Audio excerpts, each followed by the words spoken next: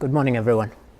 I'd like to start with a big thank you to Bill and the rest of his team for their wonderful welcome here. And I have really enjoyed meeting people of different backgrounds here and learning from and about others. So thank you to everyone. I was chatting with Professor John Swinton a couple of days ago, and he made a joking comment that at a gathering like this, there are so many different types of people that it's almost inevitable someone will be offended by what you're going to say. And I said to him that, well, if you think of that in a more positive light, you could say that, well, at least there will be someone who will understand what I'm saying.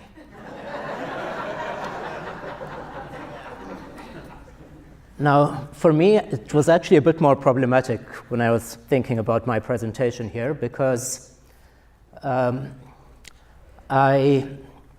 kind of have a finger in every pie.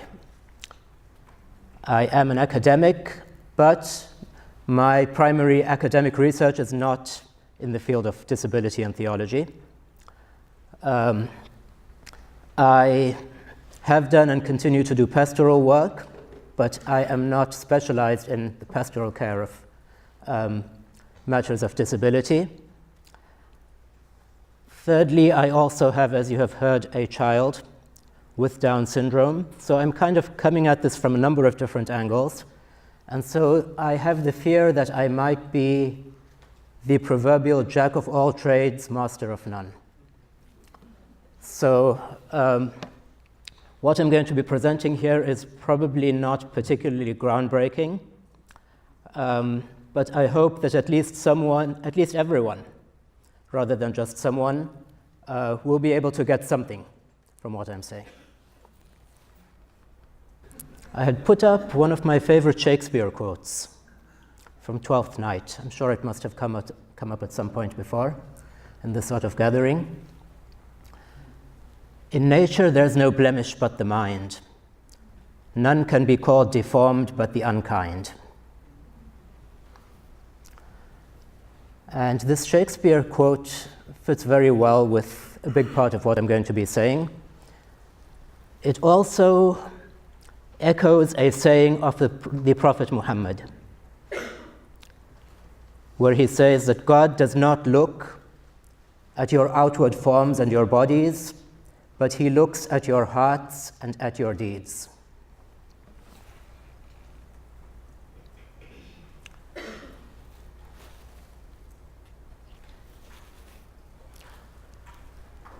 So I will start out with an anecdote about a famous Muslim mystic, Abu Yazid al-Bistami, died 874 of the Common Era.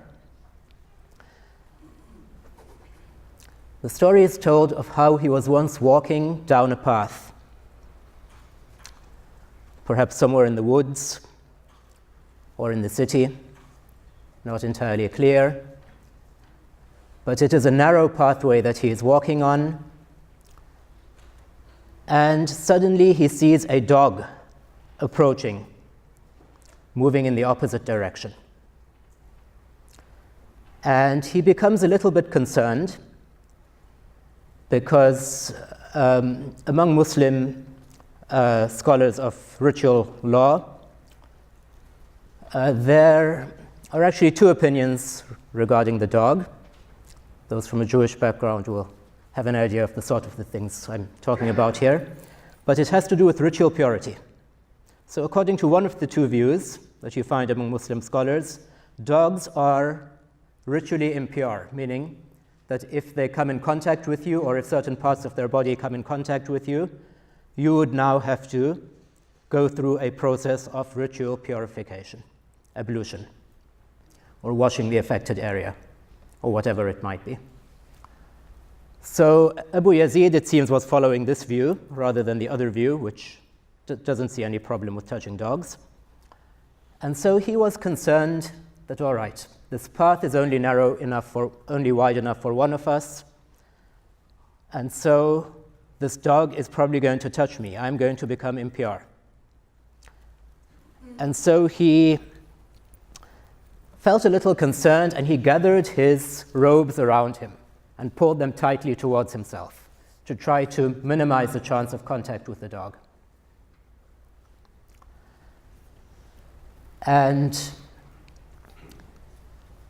then he says that he had a mystical insight or revelation, as if this dog was speaking to him and saying to him that what did I do wrong in the dawn of time that you should take this attitude with me, that you should essentially look down upon me. What did I do wrong? Did I do something that made me lower, inferior to you, that made you better than me? Why do you feel that you're better than me? And so one version of the story goes on that when he realized his spiritual error or sin, he stepped aside and allowed the dog to pass with great respect. And when his companions, his disciples, asked him about why he made way for a dog, he told them about this internal revelation he had had. He said, I imagined myself at the dawn of time and realized I had no grounds to think myself better than this dog. So this brings up a point I would like to address as to how we look upon others. How do we look upon others who are different than ourselves, who are disabled in some way? The attitude we have is important because attitudes lead to actions. An attitude of condescension can lead to name-calling, to bullying, which is something the Quran comes down on very strongly. O you who have believed, let not a people ridicule another people. Perhaps they may be better than them. Those ridiculing may be better than those ridiculed may be better than those ridiculing them. Nor let women ridicule other women. Perhaps they may be better than them. And do not insult one another, and do not call each other by offensive nicknames. So as we know, there are consequences to attitude. There are consequences to the actions that come from these attitudes. And there are consequences to that. Bullying, as we know, can lead to other things. It leads even in some cases to suicide. So it is an extremely important matter to consider, how do I look on someone who is disabled, who is different than me in some way? And a couple of speakers have already mentioned that if we just think not too deeply, it is pretty easy to realize that all of us at some point might have some disability, and actually all of us perhaps in some way are already disabled. How many people in the room wear glasses or contact lenses? A lot of us. How many, like me, have a high prescription and can see very little without your glasses? All right, so if we take off our glasses, or if we've misplaced our glasses, those of you who are in this boat will know what I'm talking about. You and I are then disabled. We can hardly function as a normal human being. To take another example, for those who don't have glasses, who can't imagine what that's like, if you were to go to a foreign country where you don't speak a word of the language, you have perfect use of your ears and your tongue and your mouth and your vocal cords, but you are effectively disabled in that situation. So how people will treat you in that situation, in that sort of scenario, is something to think about. And to relate that, we can relate that then to how we treat others who are disabled in other ways. So there are different types of disability: physical, mental, severe, non-severe, permanent, temporary. There are even things which some might not normally think of as disabilities, but which are in some way disabling. Sometimes it's not easy being very tall, sometimes it's not easy being very short. language, skin color, and so on might also in some cases be disabling or be perceived as disabling from one side or from both. I want to go on next to talk about some prominent individuals from the Islamic tradition and heritage who were disabled in some way, even though, if you ask the average Muslim, they might not realize this. We've had a couple of speakers already talk about figures from the Bible, and the first figure I talk about is actually in the Bible as well. Of course, Muslims believe in all the prophets of God, starting with Adam, who we believe was the first human being and the first prophet, and ending in Muhammad, who was the last prophet. In between, we have many others: Noah, Abraham, Moses, Jesus, and others.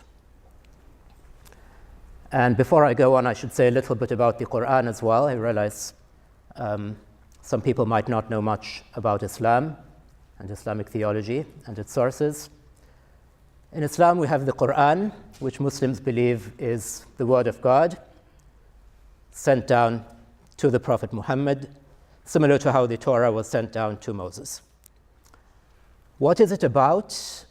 Despite some of the hype which some people raise nowadays about Sharia law and so on, it's a very small proportion of the Quran that actually deals with laws, probably less than 10%.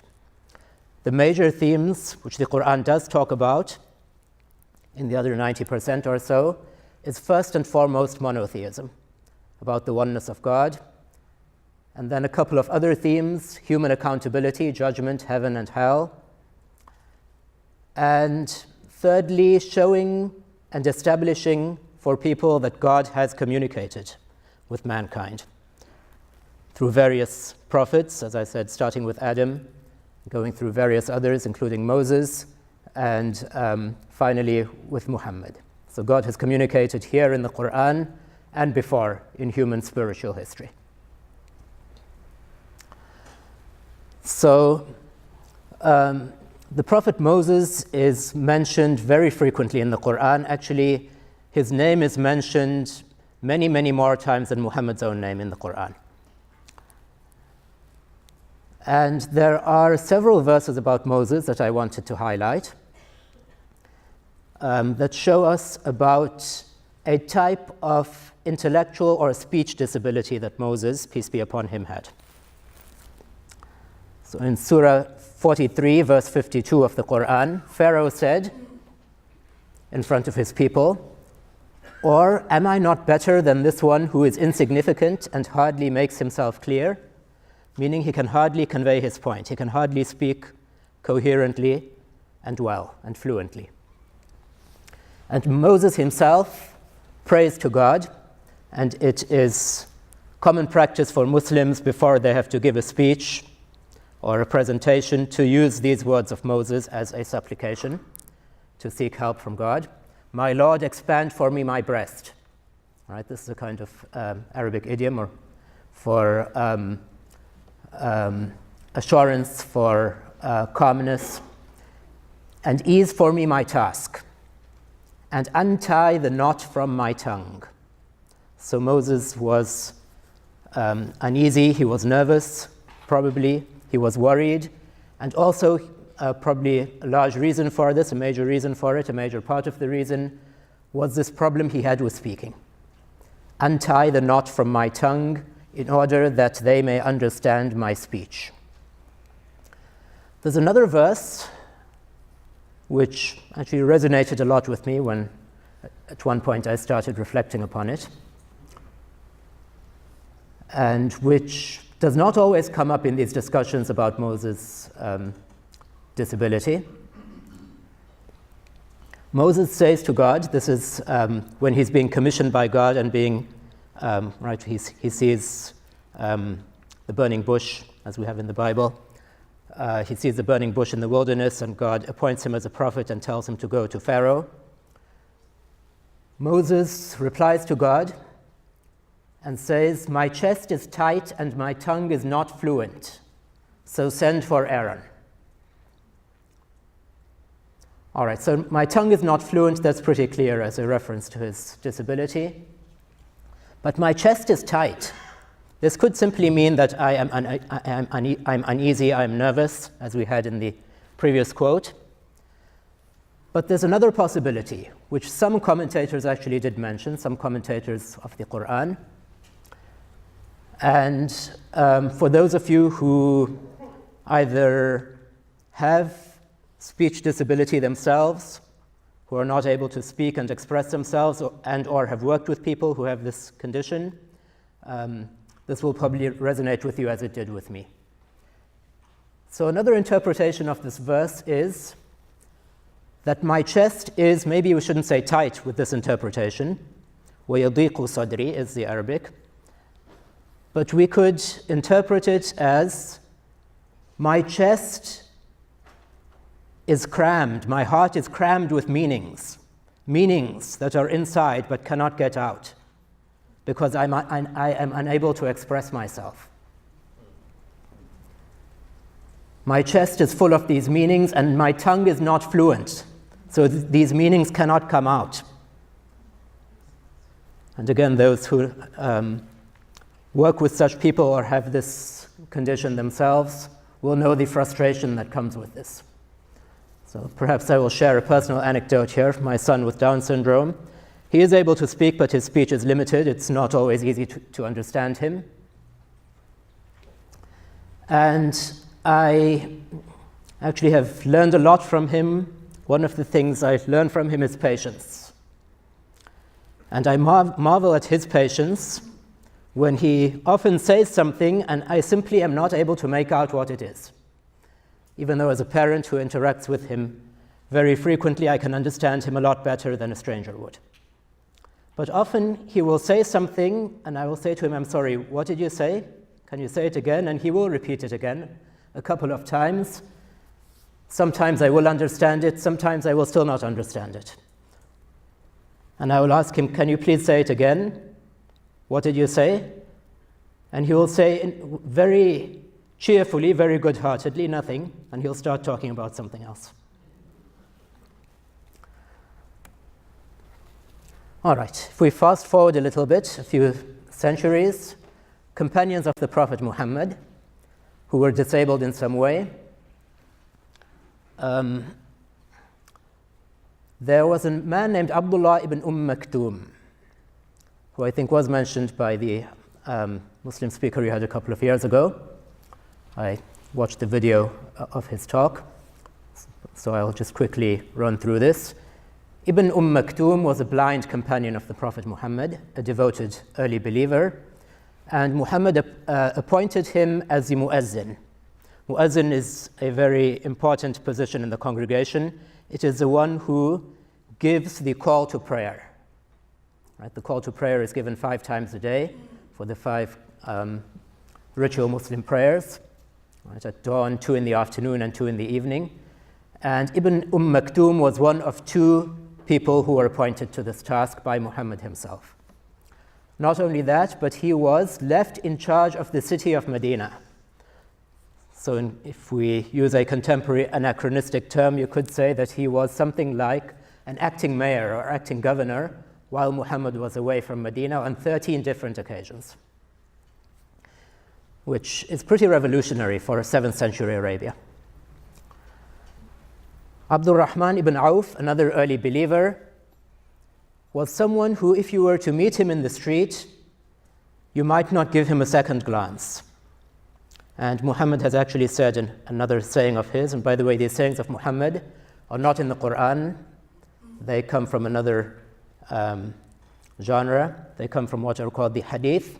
So the Quran, as I said earlier, we believe are God's words sent to Muhammad, whereas the hadith are Muhammad's own words, talking about religious matters. So in a hadith, Muhammad has said that there might well be, or there might oft be, someone whose hair is disheveled, and whose feet and clothes are dusty, and who is clad in 2 simple garments. And if he were to come knocking at your door, you would turn him away. You would not even admit him to your house. Yet, I will paraphrase the rest of the hadith, this person is at a very high station in the sight of God. Yeah, what the hadith actually says is if he were to swear an oath in God's name, God would make sure that that oath proves to be true. So Abdurrahman ibn Auf was probably one such person. He was poor, so his clothes were probably not anything much worth talking about. He was missing his front teeth, and he was lame. So if we imagine someone like this coming into a mosque, this is something I sometimes mention in sermons. If you imagine someone like this, if you were to meet him on the road, or if he were to come into the mosque, how much importance would you give him?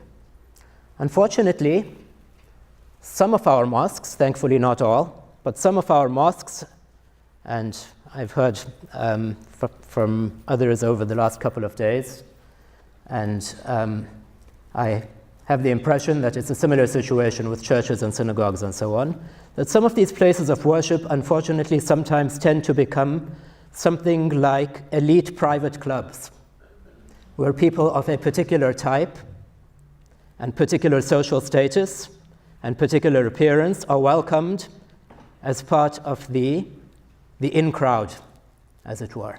Anyone who doesn't fit that picture will be looked down on, might even be sent out in some cases, expelled from the congregation,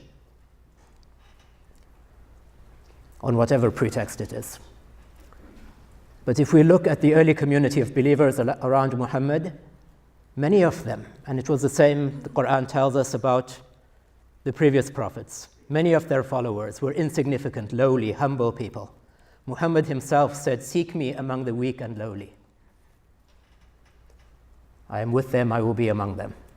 And Abdurrahman ibn Auf was one of the companions to whom Muhammad gave glad tidings of paradise.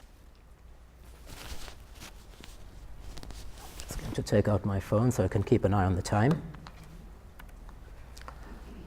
Among later generations of Muslims, Aban ibn Uthman, died 723 Common Era, was a pioneer chronicler, historian, one of the first people to write down history and the biography of Muhammad.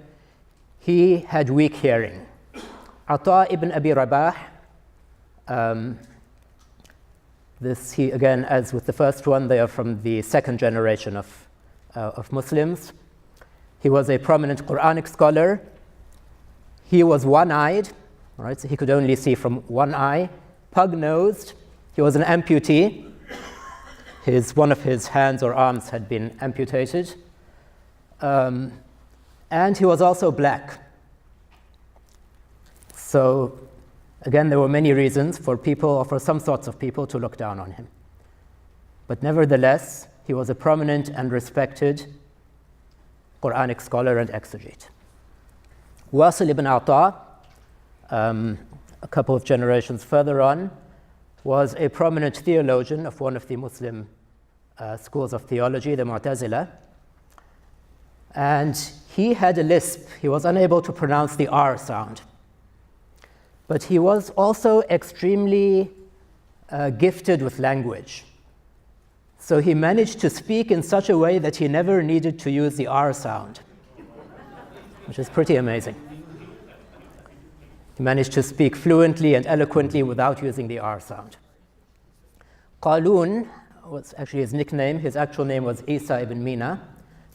By the way, fun fact on the side, Isa is the Arabic form of Jesus. So Isa ibn Mina died 835, Common Era. He was an eminent Quran reciter, but he was deaf. His biographies mention he was deaf, he could not hear the trumpet, and yet he could correct people when they were reciting Quran. So I was intrigued by this when I read about it and started to think about it, and my first reaction was, well, maybe this is slightly exaggerated. And so I started to look into it, and I realized that actually, no, it might indeed be true. Right? We know Beethoven composed his 9th Symphony when he was deaf. And Beethoven's deafness actually was gradual. Initially, he has written about how when he went to an orchestra, he couldn't hear the higher pitched sounds, like the trumpet. Right? He didn't mention the trumpet, but the trumpet is a high-pitched instrument. Right? So it's interesting that for Qalun, they said he was deaf, unable to hear the trumpet, meaning he was hard of hearing, he had poor hearing, but he might not have been completely deaf. Also, he probably was a very good lip reader. And through perhaps a combination of these two, he was able to correct people when they were reciting the Quran, even though he either couldn't hear them at all or at least couldn't hear them very well. So yeah, I think we do have some speech pathologists and so on here as well. You probably have more insight into this than I do. All right, I'm going to go on to talk about moral obligations towards the disabled from a Muslim scriptural and theological perspective. And again, I do work in Muslim communities and mosques and so on. And at one of the mosques that is close to where I live, a number of people over the last couple of years have been starting to set up a disability committee. So these are the sort of things that I guess this committee would be looking to make people in the congregation aware of.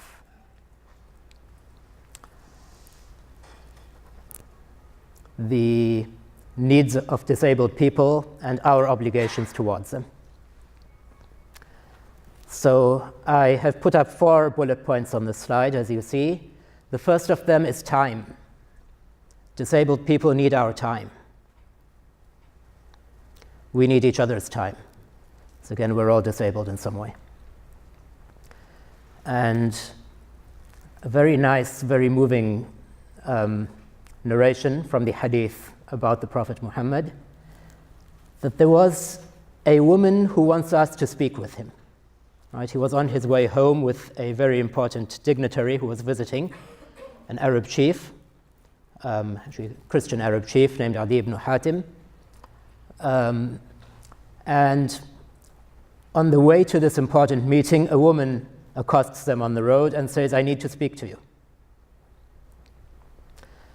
And of course, it would have been very easy for Muhammad to say that, okay, set up an appointment, all right, go and see my secretary.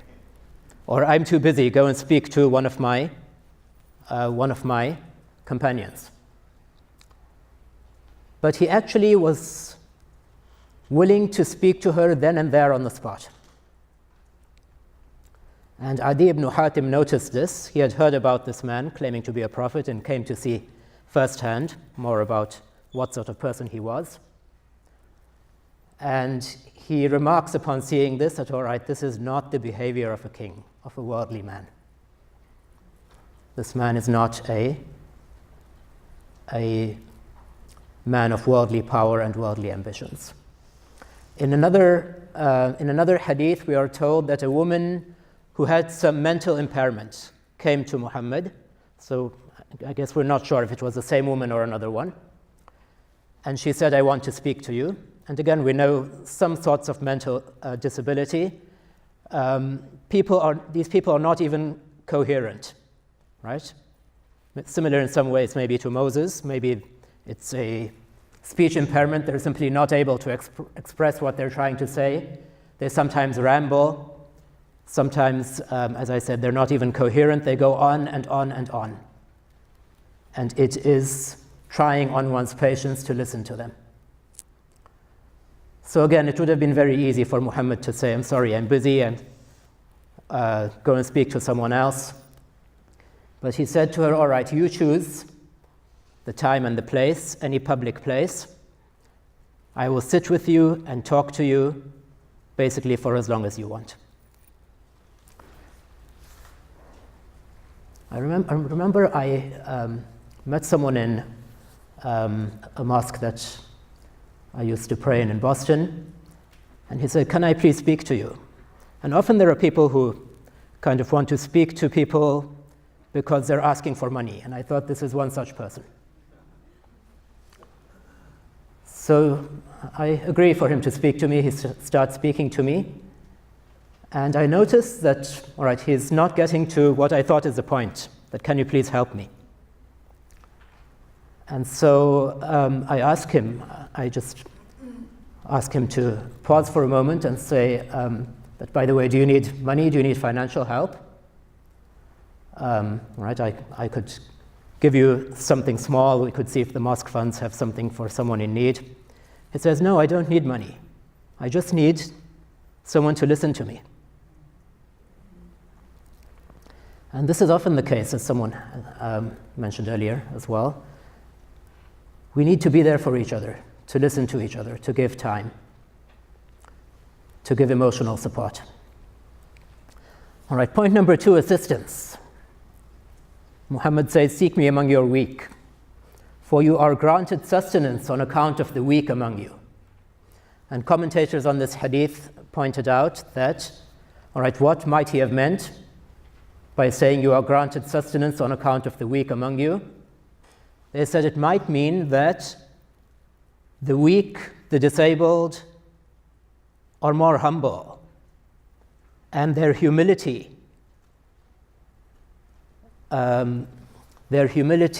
moves them to be closer to God, to be more sincere with God. And so their supplications to God are more likely to be accepted. And so through the merit of their prayers, God grants sustenance and help to the rest of the community as well. All right, so the disabled need our time, they need our assistance. A prominent Muslim jurist, Abu Hanifa, founder of one of the legal schools in Islam, he mentioned pretty early in Islamic legal history that if the family members of a disabled person are not able to take care of that person's needs, it is then the obligation of the state treasury to attend to that person's needs. The Caliph Ma'mun, Muslim ruler Ma'mun, 833 Common Era, with his death date, he also put certain measures in place. He set up kind of homes for people who were disabled and homeless and so on, and did not have any other place to go, and they would be funded there by the state treasury. Point number 3, the third of the moral obligations I wanted to present, and again, which I often present to Muslim congregations in terms of our obligations to the disabled, is to give accessibility to the disabled. Accessibility.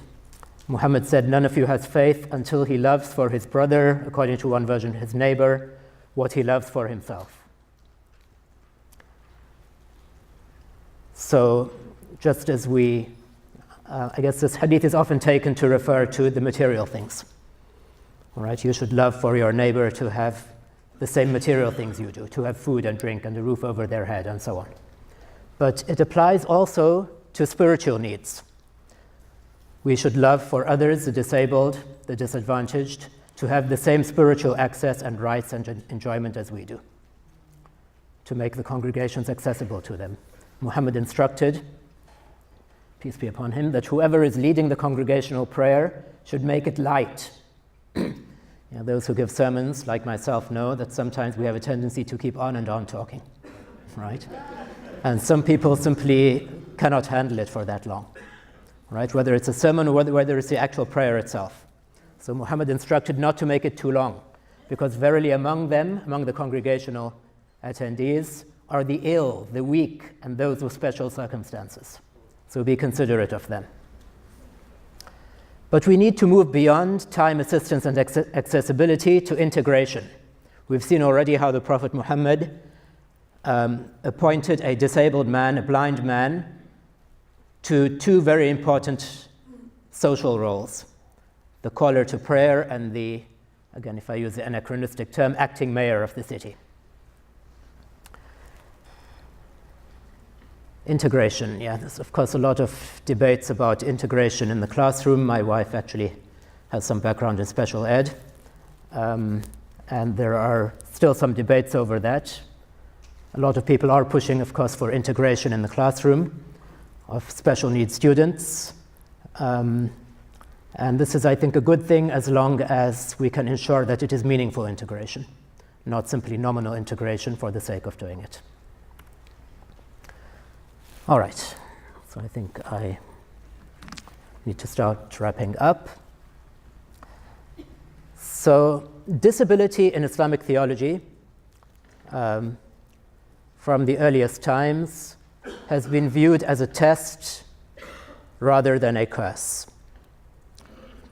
All right, so in other words, people are disabled not because God hates them, not because they are accursed by God, not because of a sin they have committed, but because essentially God has willed them to be that way. In a hadith, Muhammad tells us about a conversation between God and his angels. God is asking the angels, although of course God already knows, that how has my servant responded when I took away his sight, when he became blind, in other words. And the angels say, he is still thankful to you, O Lord. And God essentially tells the angels that I will give him paradise, him or her, paradise for their patience and their gratitude. Another hadith, Muhammad tells us that there are many weak and inconspicuous people in heaven. All right, I want to briefly talk, before going on to the final slide, about spiritual handicaps. What I call spiritual handicaps, and which Andrea yesterday in her workshop quoted from, what is his name, Hubris. I was interested to see his use of the word crippled hearts. Crippled hearts. So the thing with these spiritual handicaps, as I call them, is that they are voluntary. We might be putting ourselves in that situation, handicapping, maybe disabling ourselves spiritually and willingly by cutting ourselves off from God, by disobeying God knowingly and willfully. We are handicapping ourselves, depriving ourselves of the true joy of knowing our Creator. And there are verses in the Quran that talk about what essentially we can consider to be how these spiritual handicaps in this world might become physical handicaps in the afterlife. Then is the one who walks fallen on his face better guided, or one who walks erect on a straight path? Of course, some commentators have taken this simply as a metaphor, that someone who goes through this life without any guidance. But others have said that it might indeed be that on the Day of Judgment, people who defied God and turned away from God and were not interested in seeking God and in knowing God and in getting closer to God and knowing God better, might indeed be walking in this way on the Day of Judgment.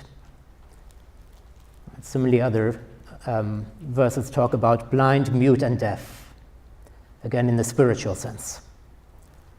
So the worst disabilities and the most serious disabilities are the spiritual disabilities. The physical disabilities are not a punishment, they are not a curse. They are what God has willed for some people, and if they are faced with gratitude and patience, they can bring immense rewards from God. But the spiritual disabilities are things we bring upon ourselves, and the consequences remain after death. So, we should be thankful for our limbs and our faculties. We should think and appreciate the ways in which God has blessed us. And gratitude to God is, of course, theologically central to Islam. It is the essence of faith, the essence of worship. We worship God primarily out of gratitude to Him, loving gratitude to our Creator. the one, the eternal, the incomparable.